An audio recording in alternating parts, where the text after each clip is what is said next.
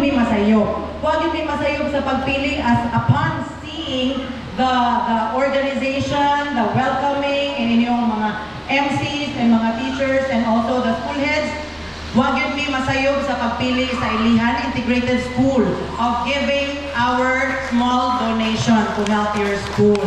No, kaya nakita dyan na mo how Sir Neil has managed this collaboration very well. Salamat kayo, Sir Neil.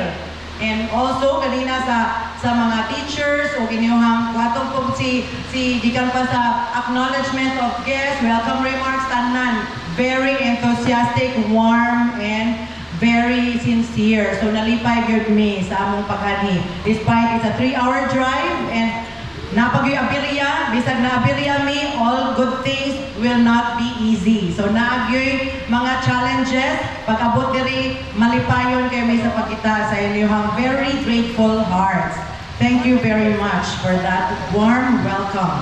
Anyway, good day to everyone present today, our honored guests, local officials, of course, our very own PCC Patrick Chu from Malaysia. Kahapon pa siya nabot. No? President Bonnie Tesetore and First Gentleman Mike Tesetore.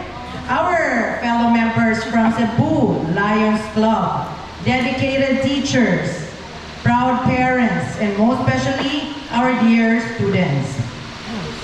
Today marks a meaningful and hopeful milestone for the community of Ilihan, Tabugon.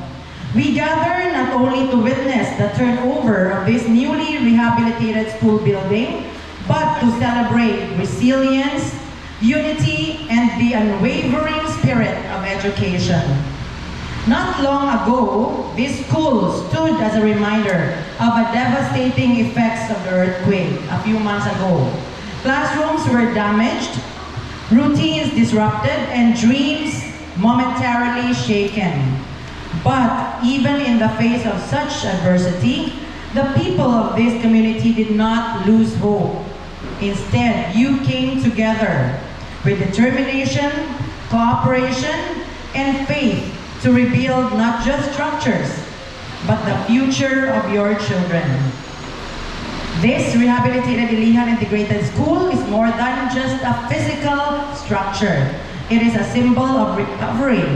It stands as a proof that when a community works hand in hand with the support of government agencies, partners like the Lions Clubs International, and kind-hearted individuals, no challenge is too great to overcome. Sakto ba na?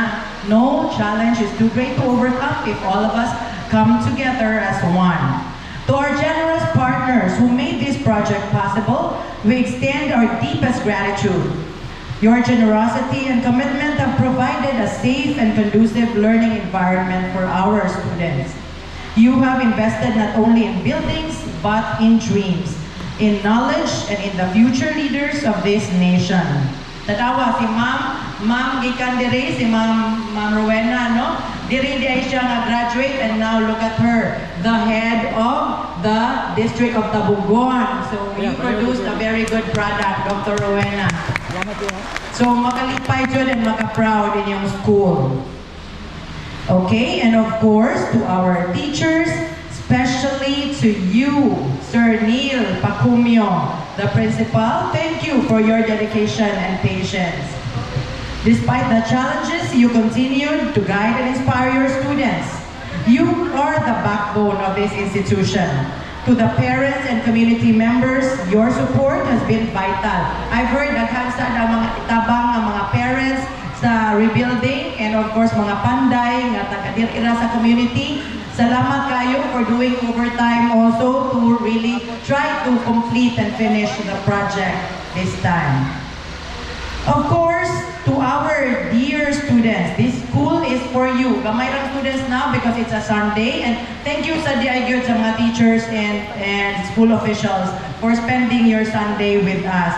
Kay kami sad, Sunday sad gyud ang makalugar og daghan mi makanhi, plus our visitor just arrived yesterday. So we really wanted to make this happen today. Okay, so may you take care of this structure, cherish it, and make the most out of the opportunities it offers. Let this new beginning inspire you to dream bigger, study harder, and strive for excellence.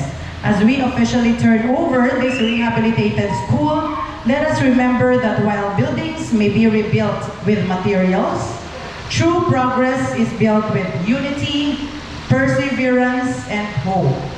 May this school continue to be a place of learning, growth, and inspiration for many generations to come. Thank you very much for making us your partners, and congratulations to everyone. Congratulations, but may I turn over also the mic to PCC Dato Patrick for some of his words of wisdom for all of us.